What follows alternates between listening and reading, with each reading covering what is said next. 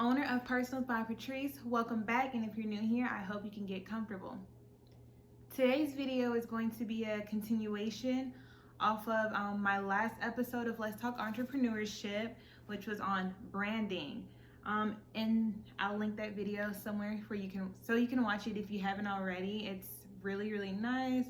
It's a big help for anyone trying to start a business, or if you're like me, trying to relaunch your business, rebrand your business, whatever. It's a really good good video for like any entrepreneur. She wants to speak. But in the last video, I mentioned something about a branding checklist, and that's what this video is going to be about today. And it's just kind of a quick checklist over the last couple of years, some things that I learned from books, learning from other people, doing webinars and stuff like that.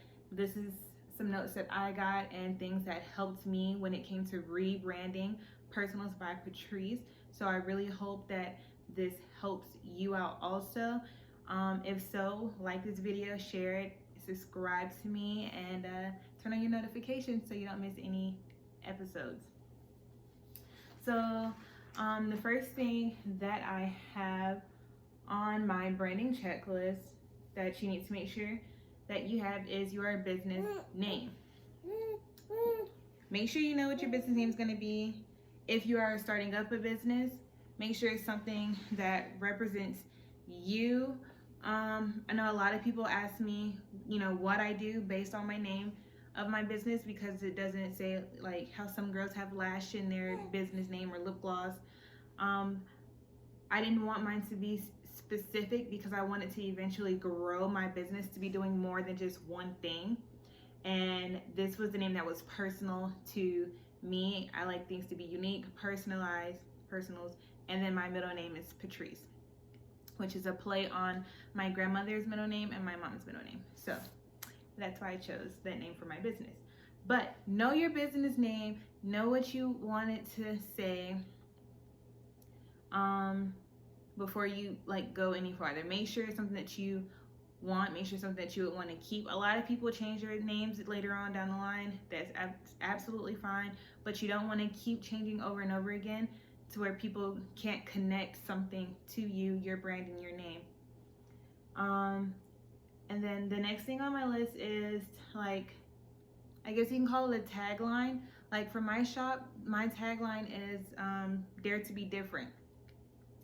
If you've seen in my intro in my last video, and then I tag it on my shop. I'm pretty sure it's on my Instagram too. But Dare to be different. So have some type of tagline, something that connects to something that's directly connected to you, to your shop, and something that, for me personally, it represents me and what I decided to build my business off of, which is why I make those t-shirts that I dared to be different and became a boss. That's something that is personal to me, and it represents my business and what I stand for as a business owner.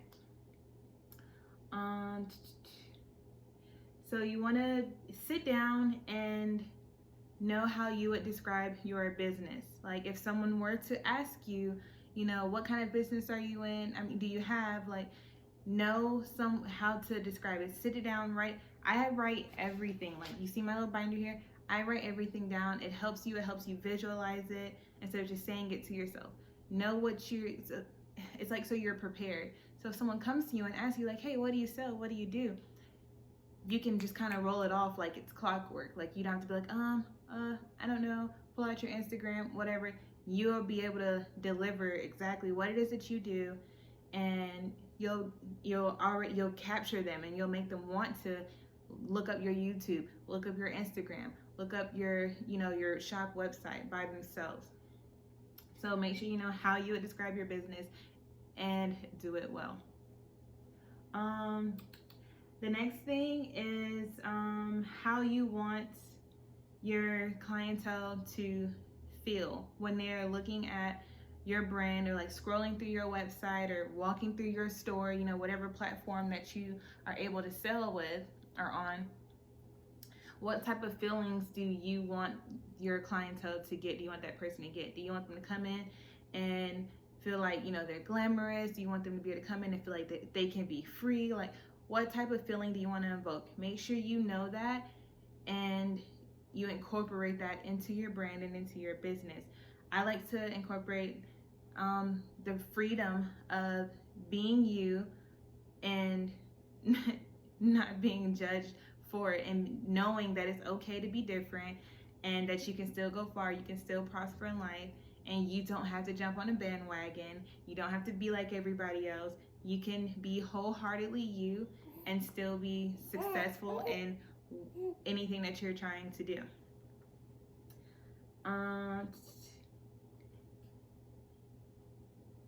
I lost my place.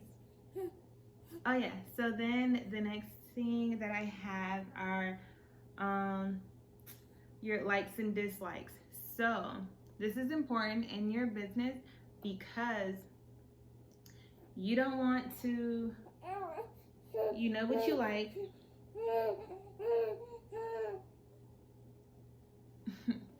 Anyway, likes and dislikes. It's important because you, as a business owner, you know what you like, you know what you don't like, and you know what you want to represent. If you don't like assholes, you're not going to represent assholes in your business. Like, you're not going to let, you know, some person that's really rude think that they can come and, you know, be able to partner with you or be someone that represents your brand. So know what it is that you like and what you don't like, what you're trying to represent, and stick with it. Like, know what you're trying to represent. I'm sorry, I'm getting sidetracked now because she's getting fussy. It's almost time for her nap. I'm gonna get ready to wrap this video up. And then you want to know what makes you different from your competitors. I've talked to so many people, and I was one of these people that thought that my business wasn't going to be successful because there were so many people, you know, doing it. Oh, there's so many people making phone cases. There's so many people making shirts. That didn't stop McDonald's. That doesn't stop Walmart. That didn't stop any of those businesses for doing what they're doing. Even though there's someone already doing it, that didn't stop them. Now they're just trying to think ahead. Okay, how can I be better? What can I do differently that my competitors are doing that's going to make me more appealing to, you know, my clientele, to the public, to draw in my followers, to draw in more buyers? That's when you just have to get into your creative mind and start trying to think outside of the box. Think bigger than yourself. Think bigger than, you know, just your business. Don't just get comfortable doing that one thing, and don't be afraid to jump out on that thing because of, you know, everyone else is doing it. You can do it, trust me. But it takes hard work, determination, diligence, and being different. Like, I can't stress that enough. Don't, you know, go and copy someone's brand. Don't copy someone's logo. It's 100% okay to get inspiration. There is nothing wrong at all with getting inspiration from someone else that is successful. That's because, you know, maybe they're better at something than you are. Maybe they're better at, you know, packaging than you are. Maybe they're better at, you know, how to make things look pretty, you know, whatever. So it's okay to take inspiration, but make sure that you're switching it up. I see people all the time copy other sellers and stuff verbatim, and that's not how you become a successful business owner. You have to be true to yourself. You have to represent yourself, and you have to, like I said, be different. You don't want to be the same as your competitors. You want to be different. So make sure you know, so if someone comes to you, because that's what they're going to think about. Because that's what I am, how I do. If I go into someone's shop and I see that they're selling something, let's say lip gloss, and I love lip gloss, but if I see everyone selling lip gloss, I'm like, okay, so what makes this lip gloss different than the other lip gloss? Now I'm going to look at everything. I'm going to look at ingredients. I'm going to look at how it feels, how it looks on my lips. I'm gonna look at how it's packaged when it comes to me, or how it is in the store if I'm buying it out of a store. So those are all little things that a lot of people don't think about, but they're so important. So make sure you know what makes you different from your competitors, and try your best to be different from your competitors, okay?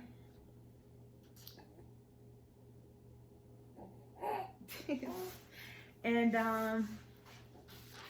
yeah, this is the last thing. So the last thing that I have on my branding checklist, like I said, this is just things that I've learned over the years. You don't have to follow me. I mean, yeah, not follow me, but you don't have to do exactly, you know, what I have listed here or how I did things. This is just to help you build your brand, okay? So the last thing that I have on my list is your budget. So if you are, since we're talking about branding specifically, we're going to talk about a designer. So if you are hiring a designer, make sure you have a budget in place for that. Designers can get really, really, really expensive, okay? But you have to think of the time that they're taking to make a brand, to make a logo and help you create something specific and something that stands out to everyone. So I personally made my own logos and everything because I knew exactly what I wanted, and I just thought, hey, let me try to save this coin and do it myself. But not everyone, you know, is talented. Not everyone can do it, or you know, not everyone's computer savvy. So you may have to work with a designer. So if that's the case, make sure you have a budget set aside for that. Don't go to these people and give them all of these ideas and tell them that you want a unicorn with fireworks shooting out of his butt and, you know, all this crazy stuff. And then when they drop a price, you're like, oh no, that's too high. Don't waste their time. Know what your budget is off rip. Know exactly what it is that you want your logo and everything to look like, and work with them. And be professional. Designers, they have a lot of people coming to them, okay, y'all? And it's really difficult, especially when they're doing consultations over the computer, over emails, text messages, you know, even phone calls. It can be really, really difficult. So please be patient, know what you want, know your budget, and do not waste these designers' time, okay? So that is it for my little branding checklist. If you like these videos, please like, comment, share, and subscribe, y'all. I plan on doing so many more of these videos and just other videos just while I'm going through my entrepreneurship journey, and especially since I've been rebranding my business and relaunching. I have so many ideas for Personals by Patrice, for my YouTube channel. Make sure you follow me on Instagram. I am doing a giveaway on Instagram. It ends Wednesday, this coming Wednesday. So go to my Instagram. If you like free stuff, go enter my giveaway, y'all. It's simple. I'll leave all the links and everything that you need to know down in the description. Thank you guys so much for watching, and I will see you guys next time. Bye.